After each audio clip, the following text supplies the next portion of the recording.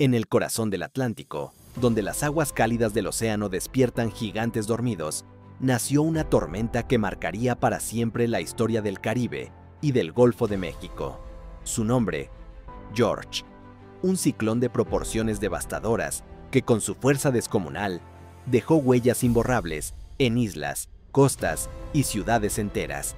Era septiembre de 1998. Las temperaturas del océano estaban por encima del promedio, creando el ambiente perfecto para el nacimiento de un monstruo meteorológico. Desde las costas africanas, una onda tropical comenzó su viaje hacia el oeste, alimentada por los vientos alisios y el calor del mar. Lo que al principio fue una simple perturbación atmosférica, pronto se transformó en una tormenta tropical.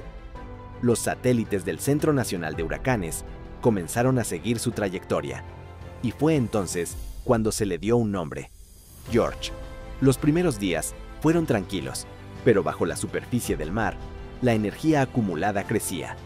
Los meteorólogos observaban cómo la presión descendía rápidamente, y los vientos, que al principio eran suaves, alcanzaban velocidades de más de 150 kilómetros por hora. En cuestión de horas, George se convirtió en un huracán categoría 3. El Caribe se preparaba para lo peor. En Puerto Rico, la gente comenzó a reforzar sus hogares, llenar tanques de gasolina y comprar agua embotellada.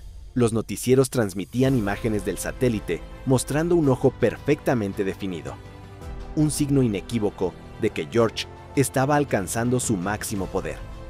El sonido del viento comenzaba a oírse en la distancia, un rugido constante que no cesaba, como si la naturaleza misma estuviera advirtiendo lo que estaba por venir.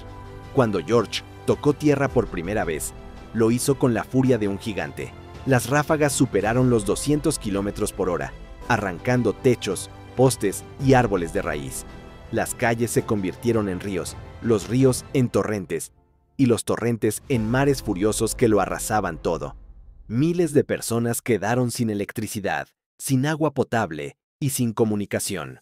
La isla, golpeada por horas interminables de viento y lluvia, quedó sumida en la oscuridad. Pero George no se detuvo ahí. Su viaje apenas comenzaba. Tras abandonar Puerto Rico, el huracán se movió hacia el noroeste, apuntando directamente hacia la República Dominicana y Haití. En el camino, su ojo se expandió, y las bandas de lluvia cubrieron cientos de kilómetros. Los pilotos de los cazadores de huracanes informaron que el sistema era una de las tormentas más simétricas y peligrosas del año. Tras devastar Puerto Rico, el ciclón George se desplazó lentamente hacia el oeste, ganando nuevamente fuerza sobre las cálidas aguas del Mar Caribe. Los meteorólogos observaban con preocupación. Su estructura se había reorganizado, y el ojo del huracán se veía más grande, más definido, casi perfecto. Era el signo de un sistema extremadamente poderoso. El Caribe se preparaba para otro golpe. En la República Dominicana, las autoridades declararon estado de emergencia. Las montañas del país, cubiertas de vegetación, se convirtieron en trampas mortales para la lluvia. Los ríos comenzaron a crecer con furia. En cuestión de horas, George descargó más de 600 milímetros de agua, provocando inundaciones y deslizamientos de tierra. Pueblos enteros quedaron aislados. Los vientos, con fuerza de más de 220 kilómetros por hora, arrancaban techos de zinc como si fueran hojas de papel. El rugido del ciclón era constante. En medio de la tormenta, las oraciones y los gritos se mezclaban con el estruendo del viento. Las comunicaciones se interrumpieron.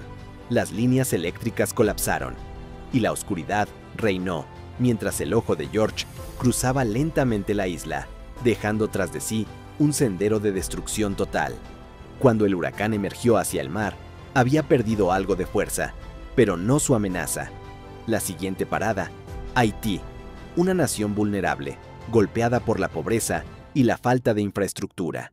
Allí, las lluvias de George provocaron inundaciones catastróficas. Los ríos se desbordaron y las montañas se desgarraron, arrastrando casas, caminos y cultivos. Miles de personas perdieron lo poco que tenían. El ojo del huracán siguió su marcha. Atravesó las aguas entre Jamaica y Cuba, manteniendo su categoría 2. El Caribe entero estaba bajo su sombra. Los pescadores que aún se encontraban en alta mar describieron olas de más de 10 metros de altura. El cielo se volvió gris y el viento soplaba con un silbido constante, como una advertencia que no se podía ignorar. Cuando George se acercó a Cuba, la isla se preparó con disciplina militar. Miles de personas fueron evacuadas y el gobierno movilizó a soldados, médicos y voluntarios. Las casas fueron selladas, las cosechas protegidas como se pudo, y los refugios se llenaron de familias enteras.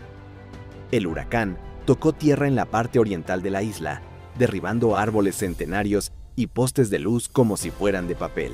Aún así, la preparación salvó muchas vidas